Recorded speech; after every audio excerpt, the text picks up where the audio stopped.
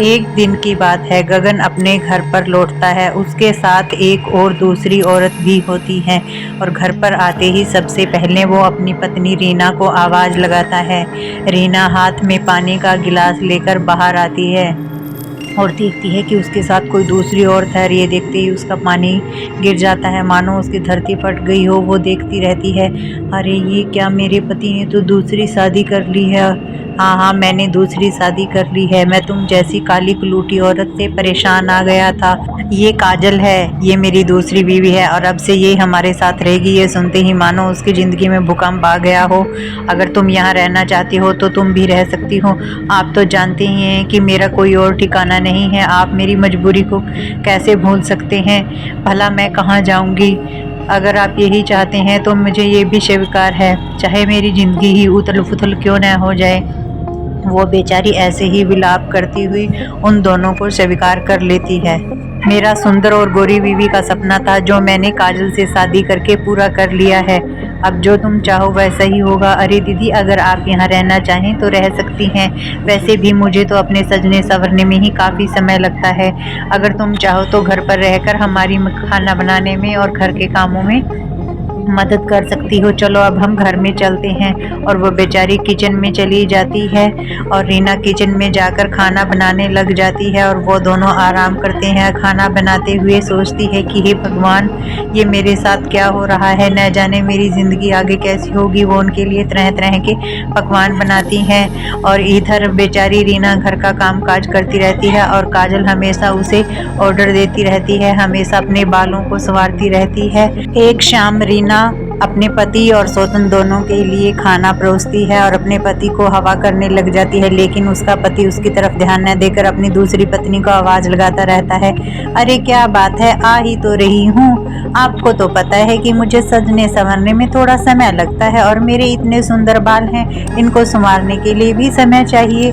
आप तो ऐसे ही मुझे चिल्ला चिल्ला कर बुला रहे हैं। अरे मेरी खूबसूरत पत्नी, मैं तो सिर्फ ये कहना चाहता था कि तुम अच्छे से भोजन कर लो।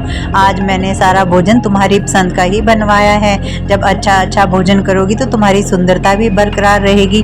देखो आज खाने में कितने सारे पकवान बनाए हैं, जो तुम्हें पसंद हो वो खाना। हाँ हाँ, मुझे तो अपनी सुंदरता का ख्याल रखना ही पड़ेगा, वरना ये जो बड़ी दीदी है इसको तो कहीं आप बाहर लेकर भी नहीं जा सकते। हाँ हाँ, मुझे मालूम है, तभी तो मैंने तुमसे शादी की है। मैं कल बाजार जाऊंगा, अगर तुम्हें कोई सामान चाहिए तो बता देना। हाँ हाँ, मेरे लिए 2-4 सुंदर सी साड़ियाँ लेकर आना और मेरे लिए मेकअप का अच्छा अच्छा सामान भी लेकर आना। अब ये मत कहना कि मैं आपका खर्चा करवा रही हूँ। सुंदर बीवी के लिए तो इतना करना ही पड़ता है। हाँ हाँ, सुंदरता के लिए ये सब खर्चा होता ही है। क्या तुम्हें भी कुछ चाहिए? अरे तुम्हें क्या चाहिए होगा, तुम तो वैसे भी कभी सजती संवरती हो ही नहीं। गगन अगले दिन बाजार के लिए निकल जाता है और उसकी पत्नी रीना उसे अच्छे से विदा करती है और ध्यान रखती है कि उसने अच्छे से खाना खाया है या नहीं। उसके बाद वो घर में बचे कुचे रूखे सूखे भोजन से ही अपना गुजारा करती है और उस खाने से उसे कोई परेशान भी नहीं है। चुपचाप अपना जीवन गुजार रही है और शाम होते ही उसका पति वापस आ जाता है और सबसे पहले आते ही वो अपनी सुंदर पत्नी के पास आता है। अरे क्या क्या लेकर आए हो मेरे लिए, या सिर्फ आपने ऐसे ही झूठा मुझे लालच दिया था? कुछ लेकर भी आए हो या मेरा ही मूर्ख बना रहे थे? ये देखो, ये मैं तुम्हारे लिए साड़ियाँ लेकर आया हूँ, तुम्हें पसंद तो आई ही होंगी। और ये रहा तुम्हारा मेकअप का सामान, ये मेरे ख्याल से तुम्हारे लिए बहुत है। क्या तुम्हें पसंद आया है? अगर तुम्हें पसंद नहीं आई तो तुम कल मेरे साथ बाजार जाकर बदल भी सकती। मेरा मेकअप का सामान खत्म हो चुका था उस तक तो ठीक है, लेकिन आपको मुझे कुछ और साड़ियाँ भी दिलानी होंगी। हाँ हाँ, तुम चिंता न करो, तुम मेरे साथ बाजार जाना, मैं तुम्हें कुछ और साड़ियाँ भी दिला दूंगा। वैसे भी तुम्हारी जैसी सुंदर पत्नी के लिए इतना खर्चा करना तो बनता ही है। उनकी बातें सुनकर रीना भी बोल पड़ती है कि अगर मेकअप पर और कपड़ों पर ही इतना खर्चा किए जाओगे तो ऐसा ना हो कि एक दिन खाने के ही लाले क्यों न पड़ जाएं, क्योंकि हद से ज़्यादा खर्च करना भी सही नहीं होता। हमें अपनी आमदन के अनुसार खर्च करना चाहिए। और इसकी ये बात सुनकर गोपाल कहता है कि तुम्हें खुद तो कुछ मालूम नहीं है, जाओ तुम्हारा एक ही काम है, जल्दी से हमारे लिए खाना बना कर लाओ।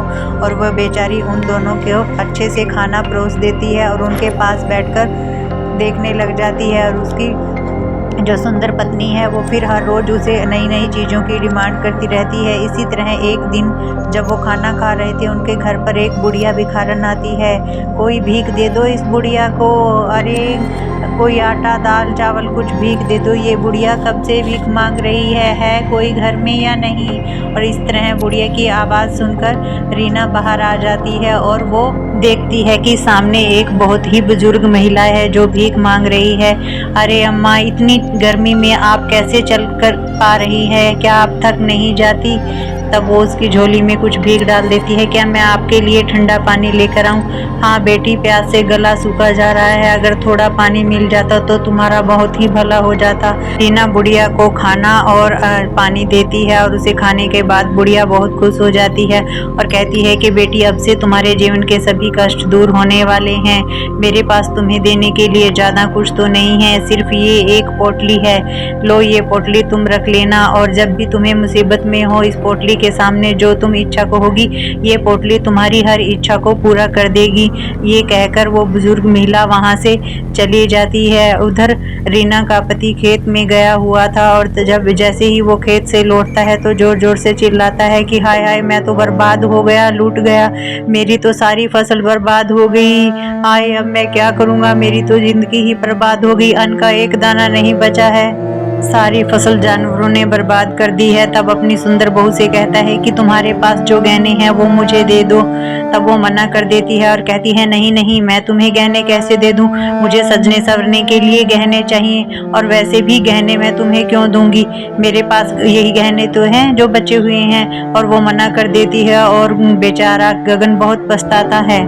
उनकी बात सुनकर रीना घर के अंदर जाती है और घर के अंदर जाकर पोटली के सामने कहती है कि मेरे पति अब मुसीबत में हैं, आप मेरे पति के लिए कुछ सोने के गहने दे दें जिससे मेरा पति कर्ज उतार सके। तभी वहां पर खूब सारे सोने के गहने आ जाते हैं और वो उन सोने के गहनों को उठाती है और बाहर आ जाती है। और बाहर आते हुए उसे उसका पति देखकर हैरान रह जाता है कि मैंने कभी इसकी कदर नहीं की, लेकिन फिर भी इसने मुसीबत में मेरा साथ दिया है और जिस खूबसूरत पत्नी की मैं हमेशा तारीफ करता रहता था, उसने तो मेरा साथ देने से ही मना कर दिया। हे भगवान, आपने मेरी आंखें खोल दी हैं, आपका बहुत बहुत धन्यवाद।